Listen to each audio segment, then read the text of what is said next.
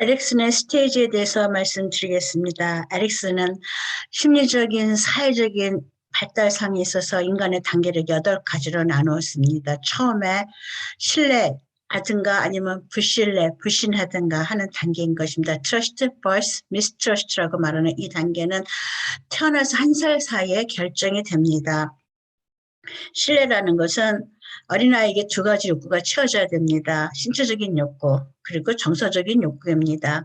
신체적인 욕구는 배가 고플 적에 우유를 먹여줄 수 있고 양육될 수 있고, 정서적인 욕구는 그 안정감을 줄 수 있는 것을 말합니다. 그러면 그 유명한 실험이 있습니다.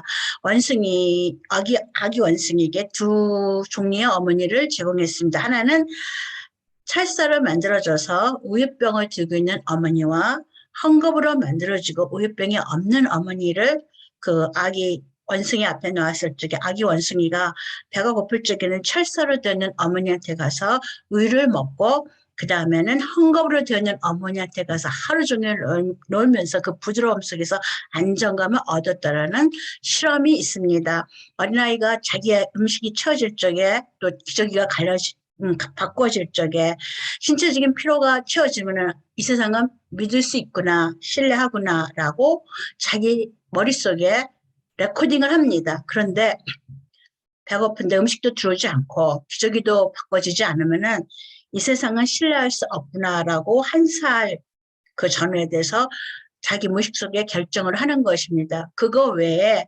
정서적인 필요가 필요합니다.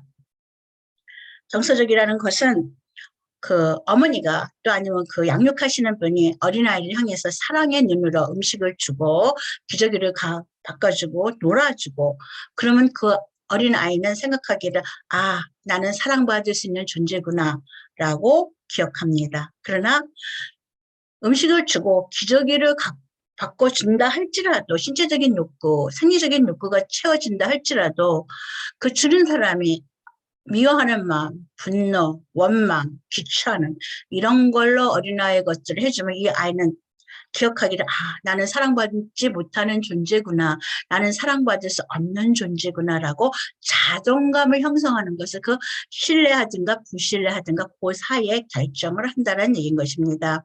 그 다음에 2세에서 3세가 되면 자주성, 독립성 무엇인지 하고 싶어 합니다. 그게 안 되면 수치와 의심이라고 말한다. autonomy vs shame와 doubt라고 말하는데, 자기 스스로 하고 싶어 할 수 있는 마음과 그것을 못하기 때문에 수치심을 얻게 되고 의심하게 되는 마음입니다. 어린아이 2세, 3세 되면 이제 미운 3살이라고 얘기하죠. 뭐든지 자기 마음대로 하고 싶어 합니다. 하지도 못하는데 한다고 그러니까 어머니 입장에서, 어른들 입장에서 자꾸 그 기회를 박탈하게 되는 거 있죠. 그래서 어떤 어머니는 굉장히 깔끔하신 분인데 자녀한테 과자를 줄 적에 그 옆에 쓰레기통도 같이 갖다 놓으셨습니다. 그래서 부스러기가 생기면 거기에 버리고 먹으라고 말했던 거죠. 어린아이는 그때 자기 머릿속에 넣기를, 자기 의식 속에 넣기를 나는 쓰레기네 이렇게 넣습니다. 그러나 어머니는 아유 깔끔하게 잘 먹었네 라고 생각하십니다. 3번째 단계는 주도권, 시작하는 마음입니다. 아니면 죄의식입니다. 4살, 5살 그 사이에 일어나고 있는데 이니시에이티브 vs guilt라고 되어져 있습니다. 하고 싶어하는 마음을 자꾸 못하게 할 것 같으면 죄의식이 생기게 되고 자신감을 상실합니다. 그러나 못하더라도 잘한다 하고 자주 실패할 수 있는 기회를 주는 어린이들은 건강해지기 시작합니다. 남의 집에 어린이를 데리고 갔을 적에 굉장히 장난꾸러기인 어린이가 있고 굉장히 얌전한 어린이가 있습니다.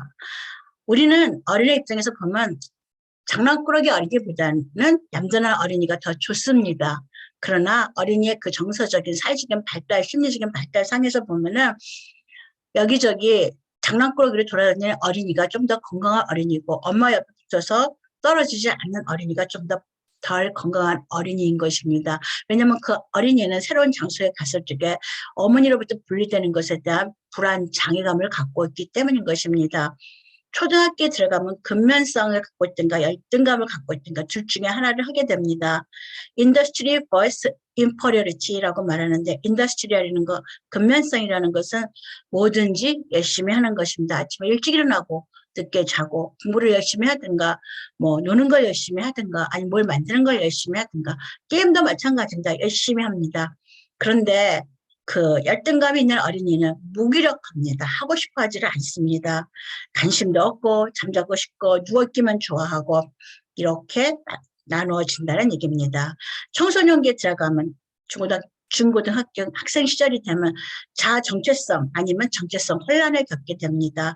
Identity, birth, role confusion이라고 말하는데 내가 무엇을 하고 싶다라고 일찍 결정하는 어린이가 있고 청소년이 있고 난 뭘 하려지 잘 모르겠어 라고 말하는 청소년이 있습니다. 이것을 대학을 들어가고 어른이 돼서도 내가 뭘 해야 되는지 잘 모르겠다고 말하시는 어른도 생기게 되고 일찍 자기 인생관을 정립하는 사람도 있습니다. 이때 다 정립되지 않아도 나중에 살아가면서 또다시 인생관을 자기 정체성을 다시 우리는 그 단계마다 다시 재정립해야 되는 경우가 있습니다. 이제 young adult라고 말하는 거, 청년기, 친밀감 아니면 소외감입니다. intimacy versus isolation이라고 말하는데 이것은 친밀감은 다른 사람과 연결될 수 있는 사람, 그리고 친해지는 사람, 관계할 수 있는 그 능력 이런 것들을 말하고 소외감은 다른 사람과 연결되고 싶지 않고 혼자만 있고 싶고 아무것도 그 관계를 잘 형성하지 못하는 상태를 말합니다. 자신감도 없습니다. 친밀감은 자신감도 있고 자기를 내보낼 수 있는 진짜 자기를 보여줄 수 있는 그런 것들이 있는데 소외감은 자꾸 자기를 가리려고 듭니다.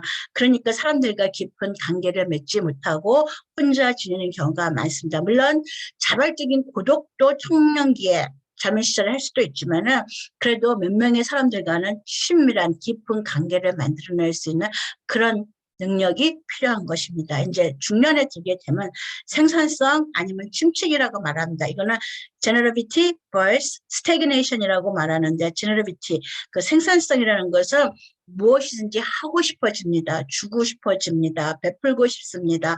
잘한다 못한다 그런 것을 벗어나서 친절하고 싶습니다. 봉사 가고 싶습니다. 그러나 침체기에 들어가신 분들은 아무것도 하고 싶지 않습니다. 남의 사정들을 볼 적에 긍정적인 말보다는 부정적인 말들을 더 많이 하고 세상을 향해서 쓴뿌리가 많이 나고 그리고 감정이 상해져 있는 경우가 많습니다. 그래서 혼자 있고 싶어하는 경우도 많고 우울증에 걸리는 경우도 많습니다. 노년에 이르면 자아통합기 아니면은 실망이나 좌절감이라고 합니다. 그것은 에고 인테그리티 vs 디스페어라고 말하는데 이것은 무엇을 말하냐면은 노년이 되었을 적에 자기 인생을 되돌아보면서 나쁘지 않네, 좋았네, 열심히 노력했네, 괜찮았네 이렇게 말할 수 있는 사람이 있고 정말 재미없었어, 늘 실패였었어, 늘 사람들한테 배신당했어 이렇게 자기 노년에 대해서 절망감, 실망감으로 가득 차는 경우도 있다는 얘기인 것입니다. 이렇게 8가지의 길들이 연결이 되어져 있다라고 에릭슨은 말하고 있습니다. 에릭슨이 말한 그 연결된 길은 높은 길, 그것은 좋은 것으로 시작된 것을 말합니다. 어린 시절 좋은 환경에서 자라서 신뢰감을 형성하고 독립심이나 자주성을 배우고 주도권이 있게 되고 근면하게 열심히 했었고 자아 정체성으로 내가 학생 시절에 뭘 공부할지 정했었고 또 그 일을 하면서 사람들한테 능력을 인정받고 사람들과의 관계도 좋았었고 배우자의 관계도 좋았고 그 다음에 중년이 됐을 적에는 좋은 직장도 얻게 되고 지위도 얻게 되고 그리고 경제적인 여유도 있고 그래서 자아통합게 인생 살만해 노력해서 좋은 인생이네 라고 말하는 것을 좋은 길, 높은 길이라고 말하고 에릭슨은 말할 적에 그 어렸을 때부터 불행해서 신뢰를 받지 못하고 불신뢰하게 되고 수치와 의심 속에서 그리고 어렸을 때 시작하는 그 죄의식 속에서 어린 시절에 무의식으로 들어가게 되고 초등학교 시절에는 열등감으로 열심히 공부하지 않고 자신감도 얻게 되니까 중고등학교 시절에는 또 정체성 혼란으로 무엇을 해야 되는지도 모르겠고 그 다음에는 사람들과 관계에 있어서 친밀하게 깊이 관계하지 못하게 되고 혼자 있게 되고 소외되게 되고 그 다음에는 정체돼서 노년에는 실망감, 좌절감을 느끼는 인생이 될 수도 있다라고 말하는 것입니다. 에릭슨은 높은 길은 높은 길로 연결이 되고 낮은 길은 낮은 길로 연결이 된다라고 말했습니다. 그러나 인생에는 많은 변수가 있었습니다. 사람들과 만나서 보면은 얘기를 할 적에 보면 높은 길에서 시작했는데 낮은 길로 인생을 끝내는 사람도 있고 낮은 길, 불행한 길에서 시작했는데 좋은 길, 높은 길로 인생을 끝내주는 사람도 있습니다. 마무리하시는 분도 있습니다. 또 낮은 길, 높은 길로 갔다가 밑으로 하향 조정되었다가 다시 자기의 그 스페이스, 자 원래 포지션을 찾아가는 경우도 있고 낮은 길에서 인생에 좋았던 기억이 있든가 좋은 환경이 있다든가 이래서 다시 그 높은 길로 갔지만 다시 그 낮은 길로 돌아가는 사람을 볼 수가 있었습니다. 높은 길은 우리는 그렇게 말합니다. 참 복도 많지. 좋은 부모 만나고 그리고 예쁘고 공부도 잘하고 좋은 배우자를 만나고 자녀를 만나고 인생의 복되다라고 말하는 사람들이 있습니다. 아주 아주 드뭅니다. 처음부터 인생이 높은 길, 좁은 높은 길, 좋은 길로 시작하고 좋은 길로 끝나는 인생은 아주 아주 드뭅니다. 많은 사람들은 다른 인생의 변수를 갖습니다. 그러나 낮은 길로 시작해서 낮은 길로 끝나는 인생들은 덜어 있습니다. 어렸을 적에 불안 환경에서 자랐고 제대로 공부도 하지 못하고 직장도 갖지 못하고 좋은 배우자를 만나지도 못하고 좋은 상사를 만나지도 못하고 인생의 여러 가지 변수 때문에 낮은 길로 끝나시는 분도 있습니다. 속담에는 한국인 속담에 이런 말이 있습니다. 어려서 부모 복 없는 여자, 남편 복 없고 자식 복 없다라고 말하는 속담이 있는데 이게 낮은 길의 대표적인 예입니다. 높은 길에서 낮은 길로 가든가 낮은 길에서 높은 길로 가는 사람들의 경우에는 인생의 변수가 있습니다. 이혼이라든가 사업 실패라든가 질병이라든가 사기라든가 배신이라든가 어쨌든 인생의 어려운 순간을 만나게 됩니다.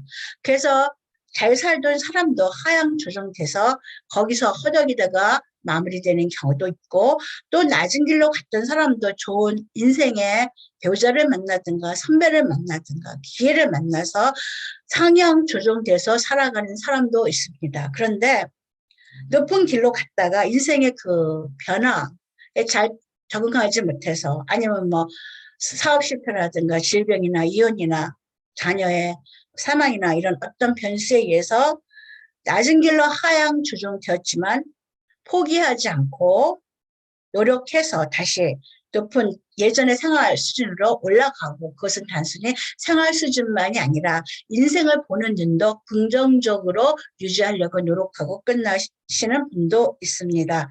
그런데 낮은 길을 걸으시다가 불우한 환경에서 사시다가 한때 좋은 배우자 기회, 돈을 벌 수 있는 기회, 뭐 여러 가지들이 있습니다. 그래서 좀 더 나보다 나은 사람들을 만나서 살다가 다시 낮은 길로 돌아갑니다. 이 높은 길을 걷다가 좋은 길을 걷다가 낮은 길로 내려가서 복구하시는 분들은 자기의 생각이라든가 태도라든가 인간관계라든가 의지라든가 이런 것을 바꾸려고 노력해서 나아지는 것이고 낮은 길을 걷다가 좋은 길을 걷다가 다시 낮은 길로 내려가시는 분들은 좋은 길을 걸 적에 높은 길을 걸을 적에 낮은 길에서 살아왔던 인생의 잘못된 습관, 태도, 언어 이런 것, 인간관계 이런 것들을 잘 정리하지 못할 것 같으면 다시 밑으로 하향 조정되는 경우가 있는 것을 보았습니다. 그 다음에 그 에릭슨의 스테이지에서 우리가 이것이 그럼 어떤 현상을 만들어내고 있는지 볼 것 같으면 인생의 고난이 오면은 그것이 부부간의 갈등이든가 이혼이라든가 사업 실패라든가 배신이라든가 여러 가지 질병, 여러 가지들이 있습니다. 그런 인생이 쉽게 말해서 환란이 왔을 때 내가 어떤 것을 선택하느냐에 따라서 높은 길, 좋은 길을 갈 수도 있고 낮은 길, 하향 조정될 수도 있는 것입니다. 나라는 존재는 두 가지 선택의 길을 걷고 있습니다. 하나는 하나님이 있고 또 하나는 내가 하나님 아니면은 뭐 전능자라고 말해도 좋습니다. 우리는 인생의 어려운 일을 맞이하면은 왜 나한테 이런 일이 일어났느냐라고 말하게 되고 무속인을 찾아가는 경우도 있고 절에 가시는 분도 있고 기독교의 목사님을 따라가시는 분도 있습니다. 그것은 여러분들의 자신의 종교에 따라서 어떻게 양육되었느냐에 따라서 달라지겠죠. 나는 환난을 당할 적에 하나님을 알게 되고 내가 알았던 하나님에 대해서 왜 이러냐고 묻고 더 정확하게 알기 위해서 하나님의 말씀을 보고 공부하고 기도하고 그래서 하나님이 내 인생에서 원하는 것이 무엇입니까? 라고 묻고 하나님과 관계를 더 깊이 할 수 있는 관계를 가지는 사람이 있습니다. 이럴 경우에 이것은 영적인 관계라고 말을 합니다. 그러나 내가 환난을 당하고 힘들고 지치니까 사람한테 의지하려고 드는 경우가 있습니다. 그래서 그것이 다른 남자친구, 여자친구, 또 재혼의 배우자일 수도 있고 자녀일 수도 있고 자기 부모일 수도 있습니다. 사람과의 관계를 다시 하게 될 적에 관계 중독증으로 변하는 경우도 있습니다. 또 내가 물건에 집착하는 경우도 있습니다. 술, 도박, 쇼핑 이런 것에 집착하게 돼서 관계를 맺게 되면 친밀감을 형성하게 되면은 나는 육적인 관계를 맺게 됩니다. 갈등, 이혼, 사업 실패, 인생의 환란이 왔을 적에 내가 누구랑 친밀감을 하겠느냐를 결정하는 것이 우리 인생의 남은 부분들을 어떻게 살 것인지 방향을 결정하고 결과도 또 만들어내는 것입니다. 내가 하나님을 선택하고 하나님의 말씀을 선택해서 영적인 관계로 환란이 일어나도 그것에 굴하지 않고 실패가 일어나도 다시 일어설 수 있는 사람이 있습니다. 그러나 내가 하나님은 알지만 왜 하나님이 나한테 이런 일을 주셨냐라고 원망만 하게 되면서 더 깊이 들어가지 않고 사람이나 이런 또 다른 사람이나 이래서 관계 중독증으로 가시는 분도 있습니다. 어떤 분은 하나님과 나 사이에 물건 중독으로 갑니다. 마약, 술, 또 뭐 여러 가지 도박 이런 중독으로 가시는 분도 있고 제일 나빴던 경우는 나가 환란이 왔을 때 선택을 할 때 하나님을 믿었고 하나님 말씀에 왜 그럴 거야 하고 성경 공부도 하고 기도도 해서 어느 정도 아는데 습관, 의지, 태도를 바꾸는 것이 너무 힘들어서 힘들 적마다 사람들한테 관계 중독을 하든가 아니면 음주라든가 다른 걸로 그 자기의 외로움과 힘듦, 소외감들을 해결하려고 드시는 경우가 있습니다. 그래서 네 가지를 다 하시는 경우가 있습니다. 이혼도 또 갈등이라든가 이런 것들, 환란이라든가 이럴 적에 내가 어느 것을 선택하느냐에 따라서 나의 남은 날들이 낮은 길로 시작했다 할지라도 다시 좋은 길로 갈 수도 있고 높은 내가 또 아무리 좋은 길에서 살았을지라도 내가 선택이 인간에 대한 중독이라든가 물건에 대한 걸로 감옥해서 낮은 길로 끝날 수도 있습니다. 그러면 낮은 길로 끝나는 사람들의 경우는 보면은 처음에 좋은 부모 밑에서 잘 살다가 재미없는 정말 남들한테 말할 때 재수 없는 배우자를 만나서 재수 없는 어떤 그 사업 파트너를 만나서 인생이 나빠졌을 적에 낮은 길을 계속 걷다 보면 그 후유증이 내 자녀에게도 미친다라는 것입니다. 에릭슨의 스테이지는 8가지로 나눠져 있는데 공자는 이것을 더 재밌는 표현을 하셨습니다.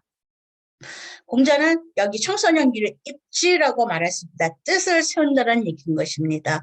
그리고 20살 청년기에 들어가기 전 이때를 그것을 약간이라고 말했습니다. 아직 젊다라는 얘기인 것입니다. 그런데 여기 중년에 있을 적에 40을 부록이라고 말했습니다. 쉽게 흔들리지 않는다는 얘기입니다. 감정이 상하지 않는다는 얘기고 50에는 지천명이라고 말했습니다.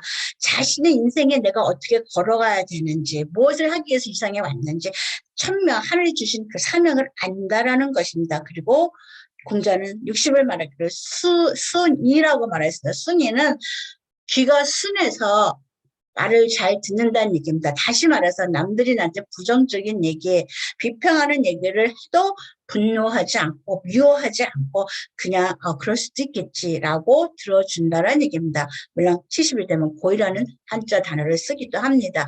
에릭슨의 스테이지가 서양인 거라면 공자의 스테이지는 긍정적인 것들을 걸어왔던 인생의 길들을 말하고 있다는 것입니다. 이 단계가 결혼하신 분들한테, 이혼하신 분들한테 굉장히 중요한 것은 이 친밀감이 어떻게 부부 사이에서 작용하고 좋은 관계를 만들어내고 또 부부뿐만 아니라 동료라든가 인간관계에서 만들어내는지를 우리가 안다면은 좀 더 나은 친밀감과 인간관계를 만들 수가 있을 것입니다. 감사합니다.